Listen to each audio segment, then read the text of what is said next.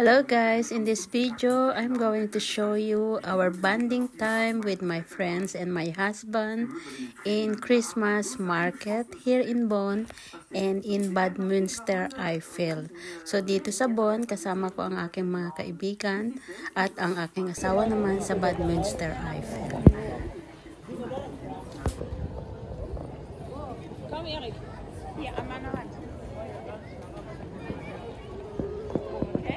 Hello guys, good morning!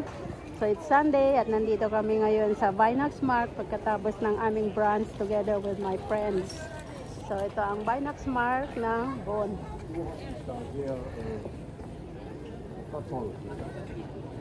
Yan ang aking mga kasama, puro likod ang nakikita.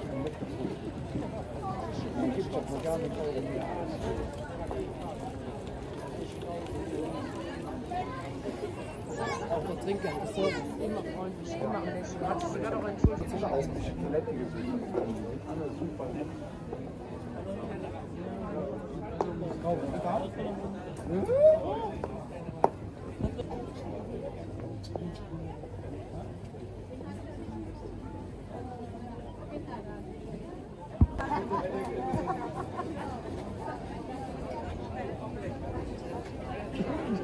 Ito, nagbebenta sila ng gebrante, mandel ay almond, popcorn, saka mga cotton candies.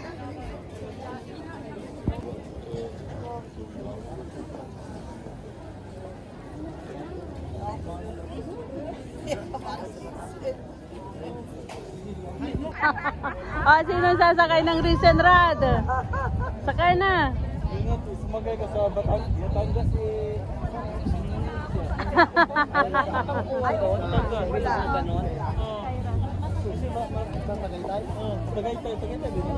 Ano na? Go. Dali! Halika pretty dito. Sila, doon ka na. Dito ka.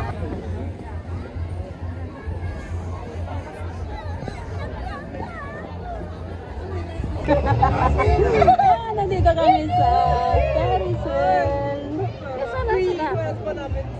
Magbibideo. Di mo kami kita. Ayan, ang Weihnachtsmarkt ng Bonn.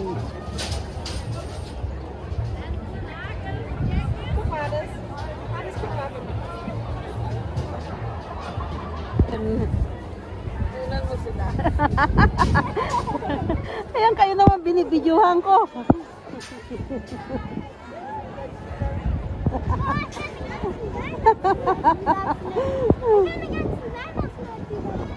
Yeah, tol. Mas maganda siguro pag gabi na. Dahil yung ilaw. Ang ganda! Pati sa likod, maganda. Maganda kapag gabi.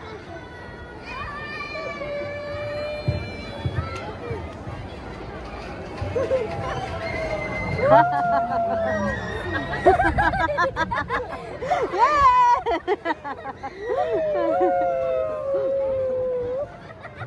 Ayan, sa likod. Yan naman sa kabila ko.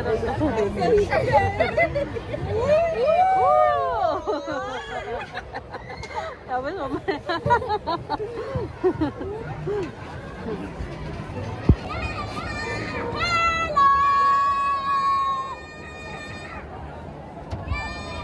Amigas!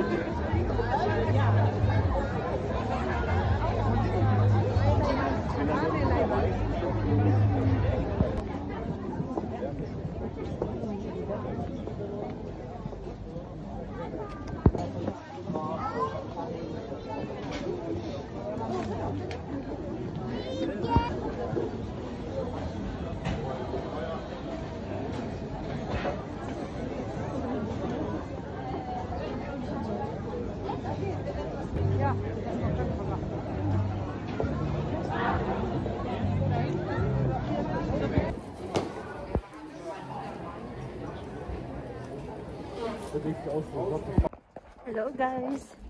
Nandito kami ngayon sa Bad Münster Eiffel.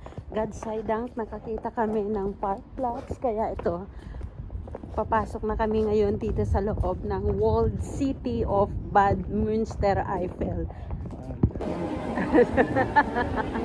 So guys, nandito kami ngayon sa Bad Münster Eiffel. So last 2021 July, pinaka sila dito guys. At lahat ng mga bahay dito ay nasira. Pati itong kinatatayuan naming mga tulay, talagang wasak na wasak itong mga ito. Tapos iyan ngayon, inayos na yung mga bahay na ito. At binago na lahat. Ayan. So nakabangon na sila sa pagkalugmak noong 2021. Pero marami pa ring mga bahay sa likod ang hindi pa nagagawa. Kaya nakakaawa din sila. Kaya punong-puno yung restaurant na yan.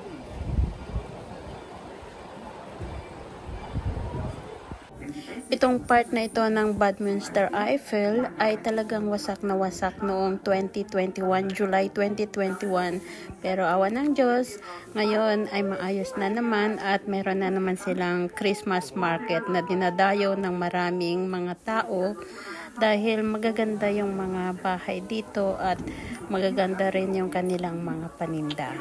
Kaya sinusuportahan namin sila sa pagbili ng kanilang mga products at pag-promote ng kanilang mga products.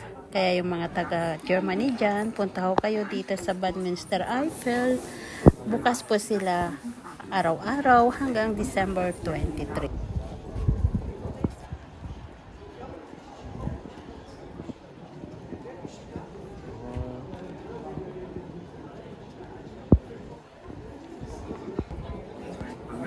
So ito ang gate ng Walled City of Bad Münster Eiffel.